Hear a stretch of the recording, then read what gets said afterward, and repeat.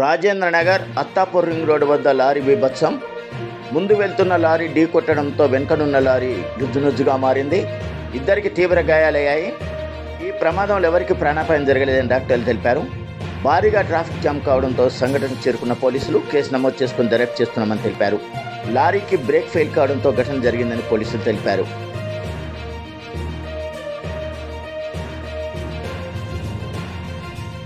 Rajendra Nagar Attapur ring road వద్ద lorry బీభత్సం.